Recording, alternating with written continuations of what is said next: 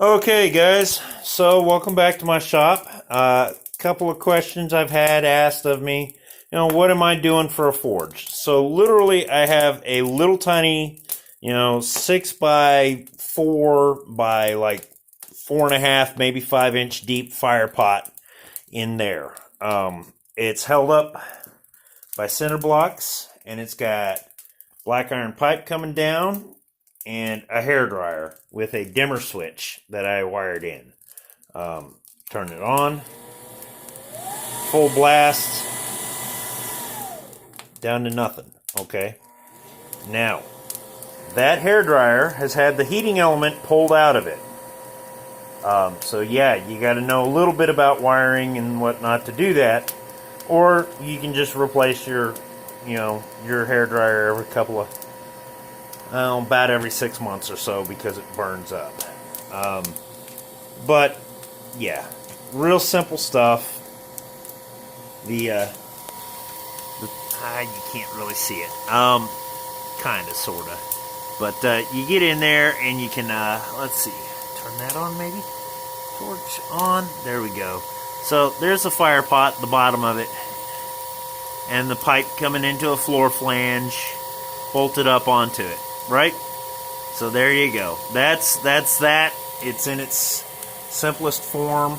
So I've got a bunch of scrap pieces of plate steel here. And that's what's holding that together. But that's my fire pot. Currently I've got anthracite, so I start the fire off with some newspaper and some hardwood charcoal. A big bag from Walmart of that hardwood charcoal is only like $10, and you can use it just to start your fire off, and it's, several starts that way. Let's see. This bag, it's a Cowboy charcoal 20-pound bag. This one came from Tractor Supply Company, and it I think might have been $12-14, something like that. But it's quite a bit, but it's just to get the anthracite started. It burns off fairly quick. Then you're burning coal from there. Or alternatively, you can use the hardwood charcoal if that's all you got. But keep in mind it takes twice as much of that stuff by volume to get the same heat you're going to get from a coal fire. Let's see. But today, what we're going to work on, so I've got this 3/8 inch square stock, and I had a great guy I met up at the Homesteaders of America conference. Family name's Cart, and because he's a minor, I'm not going to give his first name. But he was with me most of the time. So he watched a lot and paid attention, but he had some questions. And reached out to me yesterday, I think it was, about some leaf hooks. Now, the leaf hooks that I do are typically, done off of a plasma cut out blank. Let's flip this around so I can talk to you.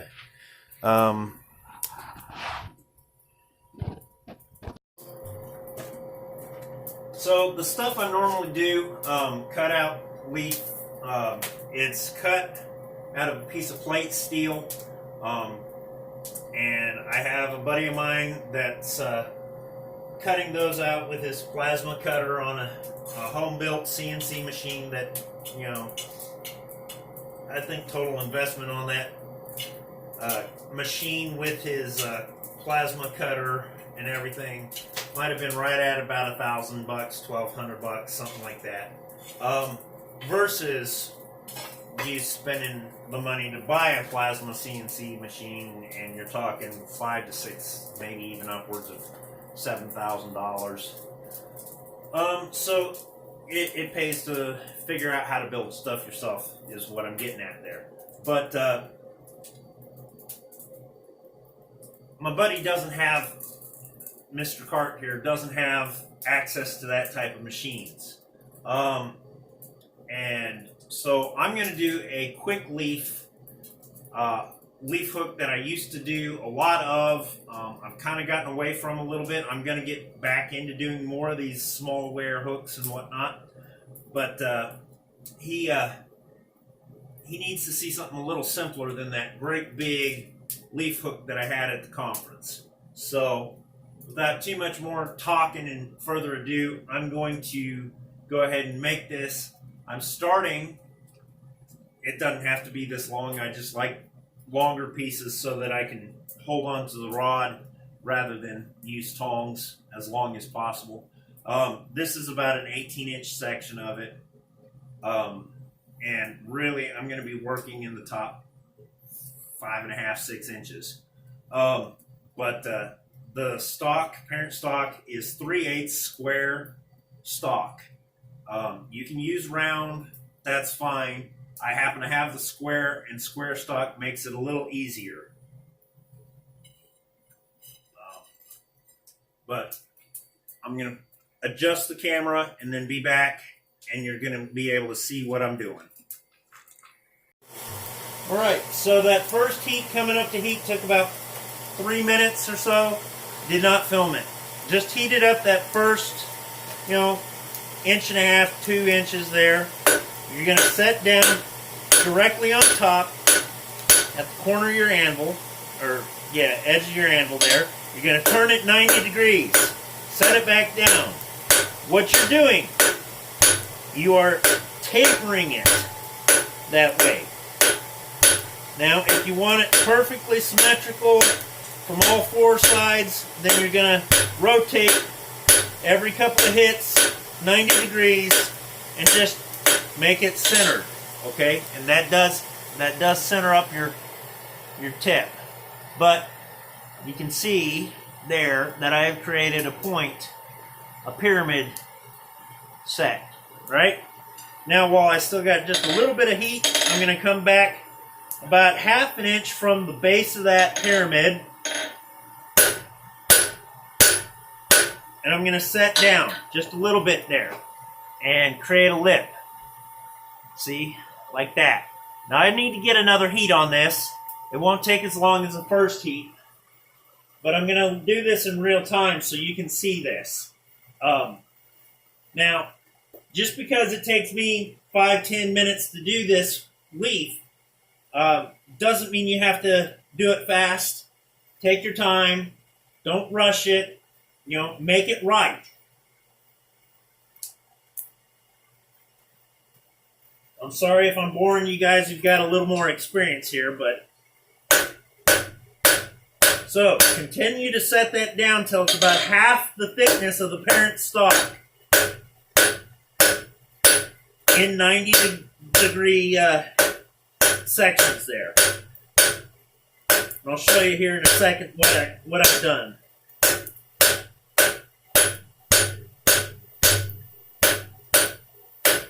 And now with the last remaining bit of heat, all I'm doing is dressing that, making it smooth and straight, taking out the hammer marks for the next heat. But you can see what I did there, right? In 2 directions. Okay? And what that does is it gives us a little bit of room to create a vine. And in the next heats, I'm going to take this thin section and draw it back to about here. So you're talking from the base of your leaf bud, which is what we did, isolated that mass for, from the base of that to where we're going to take the next heat, you're talking another 3 inches.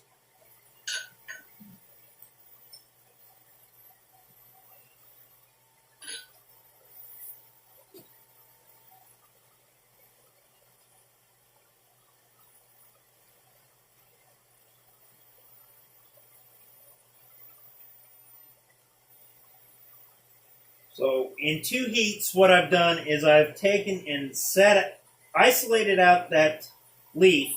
We tapered the tip of the leaf and set down and isolated the leaf section.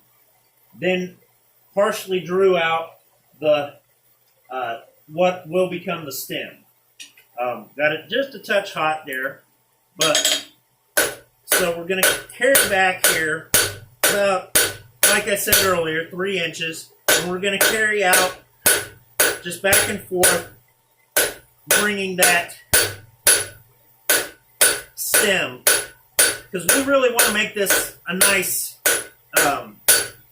vine, really viney shape. Now, all the time you're doing this, you're protecting that isolated mass. Keep it off of the edge of the anvil so that you don't hit it, don't smack it.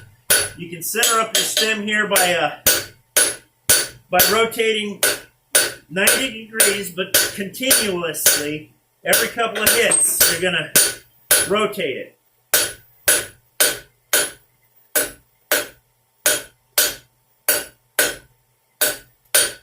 Hopefully the camera's picking that up. But the last couple of hits there, we're just dressing it all the way around as best we can. That's probably one more heat, and I'll work on this section right here. Just to, right through there, just to even that up, and then we'll knock the corners off to make it round.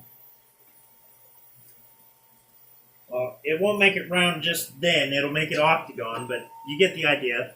Eventually the concept is to round it all the way up. Just a few minutes there for that heat.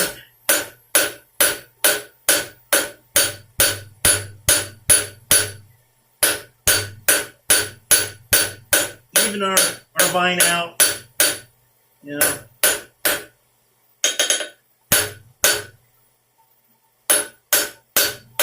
You can do this on the near side of the anvil and push that material back into where your vining is and use that kind of like a fuller. But then you got to straighten it back out, dress it up. Okay.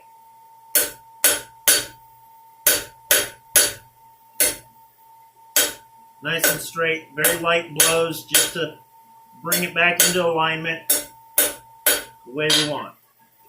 So it's pretty consistently thick through there, a nice taper as it moves toward the bud.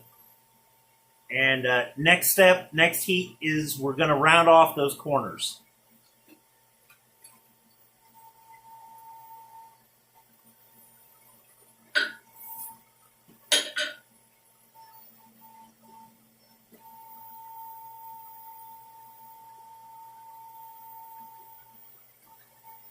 So with this heat, we're absolutely doing that. We're just rounding in the corners. So you turn it up on its diamond edge, knock down the corner, just gently knock it down. Be more gentle the smaller you get. So towards that leaf bud you're going to go, you're going to actually be more gentle. And the verdict's out on it as to whether or not you want to twist this all the way around while you're working it, or just work on 2 of those diamonds, because whatever you have under your hammer is going to be matched by the anvil face. So, you know, in theory, while you're turning it octagon, you can just work on 2 of those corners instead of all 4. I find it works better to rotate it all the way around and work them equally, because sometimes that hammer blow, you get cockeyed with your wrist just a little bit and it'll blow funny. But let's see. Getting this. So it's kind of rounded up. It's octagon more than round. So I'm going to take another quick heat on it and finish going all the way around, being very careful not to turn it into a narwhal tusk or unicorn horn or whatever you want to call it, but a spiral going around the taper. That is what we don't want. What we really want with this is to make it nice and even and round without deforming it. Okay? So First we took it to 8 sides. Now it's technically 16, but with this smallest stock, it's fairly easy just to go ahead and round it all the way. And it's just light blows. That's called a planishing blow. And it just really knocks down the high points. And it's not very heavy. I mean, it's not a hard full hit. I'm taking maybe a quarter hit on this just to planish it.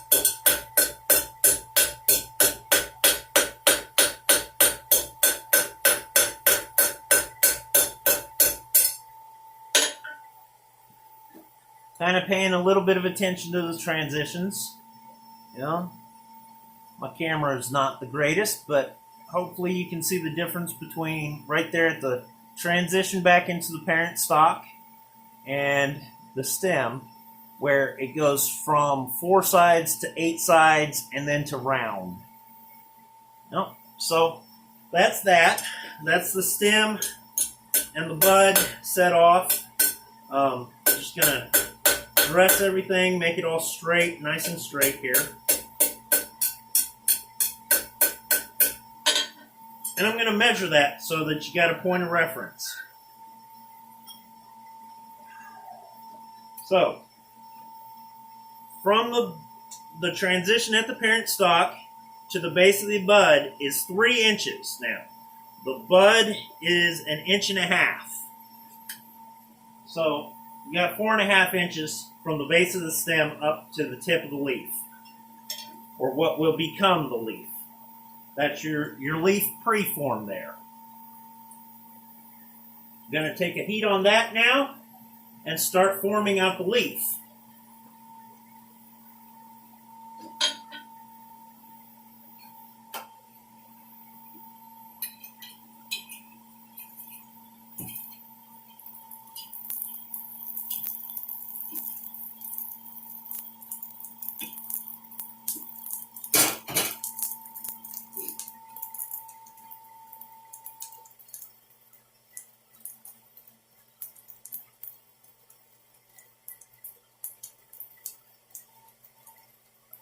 So you're going to take a fairly high orange heat on that, and you're just going to set it up on one of its corners and kind of mash it down and flatten it just a little bit and give you that spade leaf shape, okay?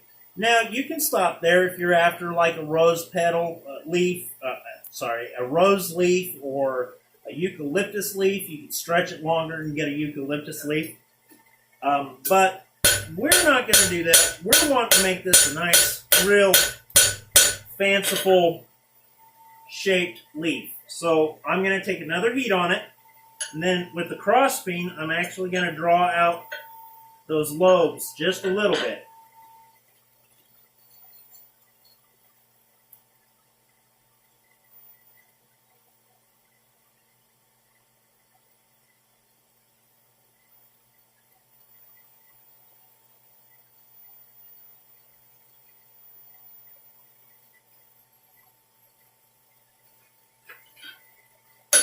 So,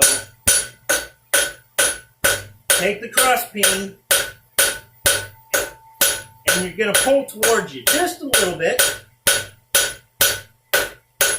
and then push away from you just a little bit.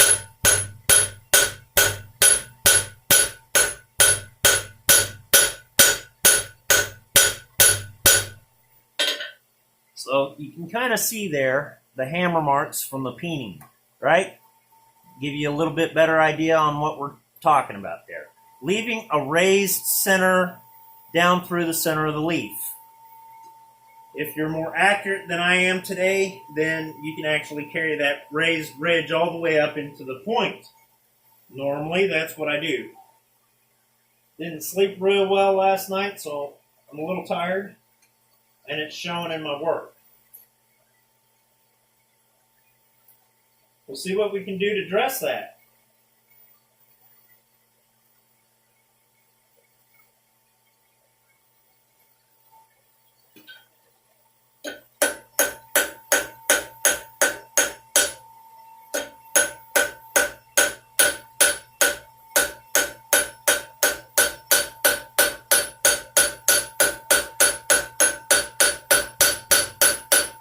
So we'll take another heat and just clean up all that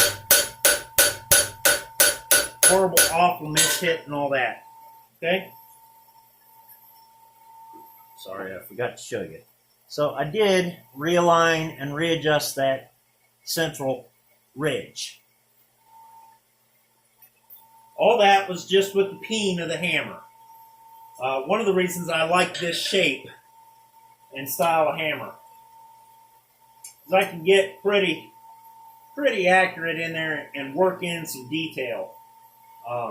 Now, we're going to turn it over, use the other side, and just dress up all those ridges and make sure we're taking out hammer marks, flattening out the peaks, just evening it up without hitting that center ridge at all.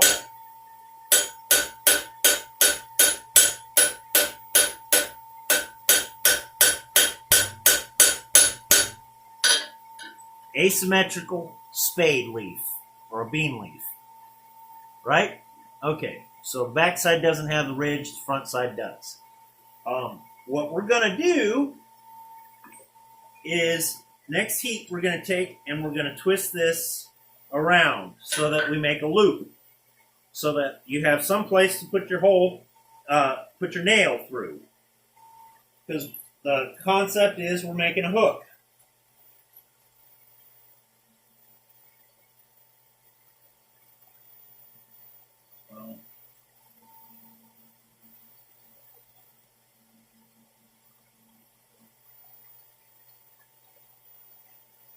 What I will do is I'll grab a pair of pliers or a pair of tongs. So you probably have pliers rather than tongs. So we'll start with a pair of pliers. And we're going to take it and just twist it right around, right? And that's why we wanted that vine, was to give you something that you could loop around and all that and make it look kind of natural, organic almost. Then you just tighten up and close that loop just a touch there on the anvil. I like to bring my leaf down right on the spine. Now, the hard part is getting it to line up properly with that loop so that it doesn't cause any problems when you put it up on a flat wall, right? So just very carefully adjust it to match.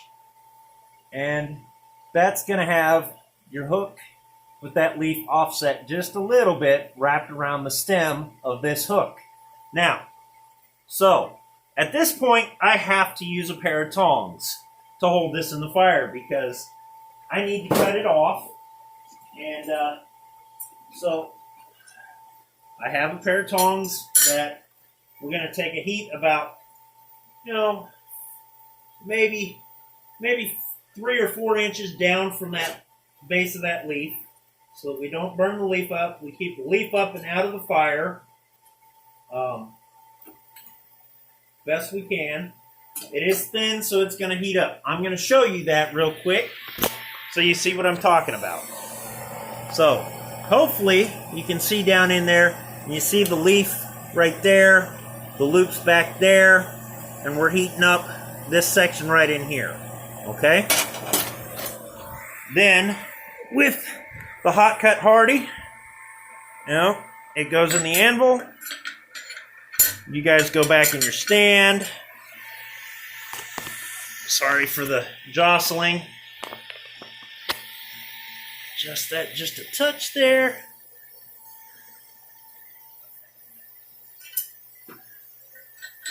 Turn it this way, and you can see when I come and cut that off.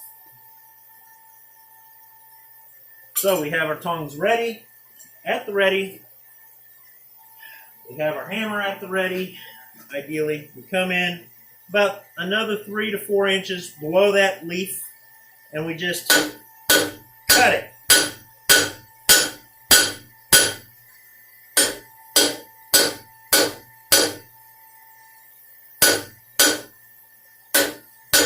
I cut from two sides. I cut 3/4 of the way through. Then we grab our tongs, grab the back side of that hook, and we just work it back and forth until it breaks off. Then we toss the other end of it into the quench tank, and we're going to go back in and we're going to actually heat up the end of this to make our hook.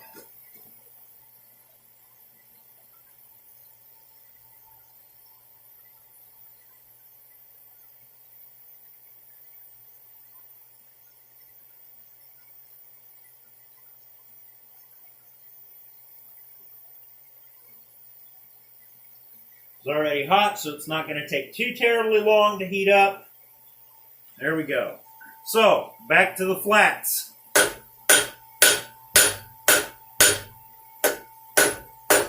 90 degrees, turn, hit, a couple of hits.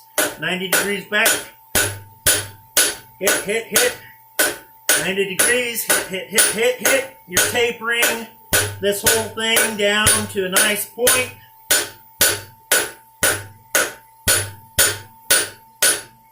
And then dressing it, making it nice and nice steady taper.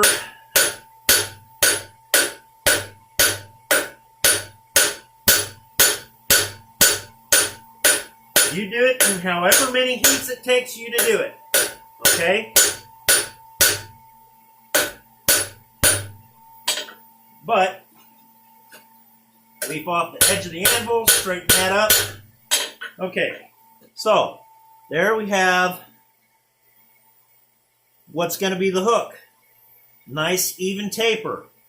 Next heat, we pull it out of the fire with the leaf up in the air. We're going to drive down over the edge of the anvil, just like this, okay, to form a nice little finial curl that will keep that hook from tearing any cloth, any fabric, for whatever purpose you're going to have it. That will be a handy feature. Keep in mind that tip's nice and tiny, so it's going to heat up quick, a lot quicker than the rest of the metal. So, leaf up in the air, edge just barely over the edge of the anvil. Tap, tap, tap, tap, tap. Turn it over. Elevate so that you are protecting that leaf.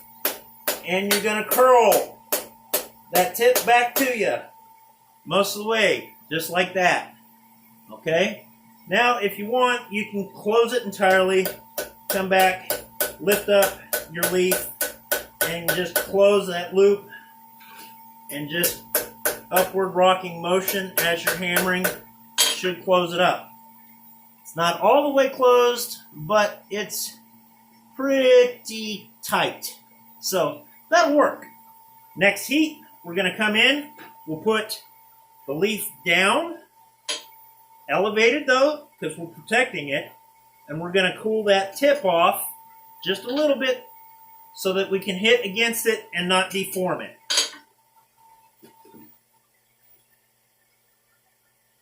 Leaf up in the fire or finial up, since they're on opposite corners. It's your pick. Just be careful. You do not want that tip burning off or your leaf burning off. So it does take watching it a little bit here, just to make sure we're not overheating anything or overcooking it. We just want that first little bit hot. We're going to cool off that tip. And just that tip. And then we're going to put it up in the air with the leaf down on the anvil. And just drive down. Now, if your anvil has a horn, you can do it over the horn of the anvil. It makes it nice and convenient. But you're going to bring that like so, and just drive it back to you. However tight you want that J-hook to be, that's how tight you make it, okay?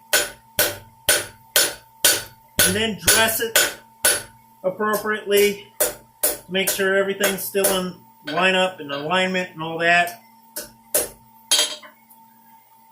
But there you have your leaf hook. Okay, so I'm going to cool it off and then check the alignment on everything and see if we have to adjust any of it.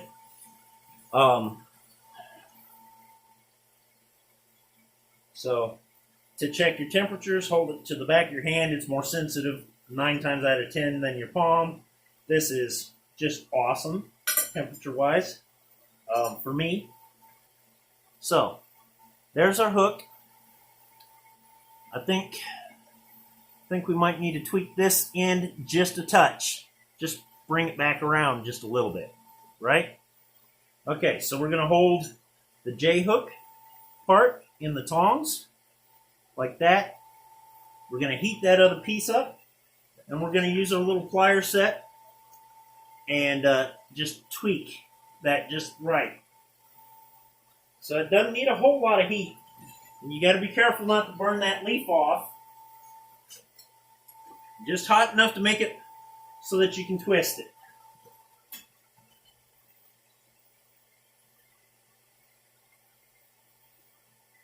It's real nice if you happen to have a vise, but because I'm not 100% sure your setup, I'm wanting to do this with the minimal amount of tools possible. So, we've got that up to heat. We're going to grab it like so and just twist. Just twist it just a little bit, then let go and just maneuver that leaf back up and out of the way, right? It says here in fine print. So we're going to persuade it just a little bit.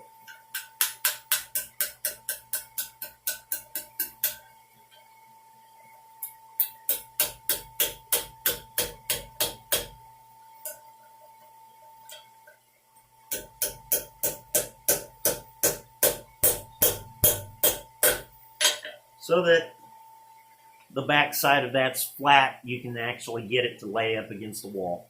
And there, my friend, is your finished leaf hook. Brush it from here. Use a butcher brush or the little barbecue wire brushes to clean it up. Or a wire cup, knotted wire cup, and an angle grinder. Just to polish it all up. And then a clear coat or beeswax or the old blacksmith's goop, which is boiled linseed oil, a little bit of Japan hardener, and beeswax, just so that it melts together. Be very careful melting that. That's very flammable mixture. But you put it on while the metal's still warm, and it'll darken to a nice black, solid finish. And then you just wipe off the excess with a bit of paper towel, newspaper, shop rag, whatever you got. My finish, I like, since it's nice and easy, is I'll take and brush it all up and then hit it with a little bit of clear spray paint. Krylon outdoor spray paint, just something to keep it from rusting. But there you go. That's your finished leaf hook. Thanks for stopping in. Thanks for hanging out with me a little bit this morning. Get out into your shop and play around, man. You never know what you can do until you do it.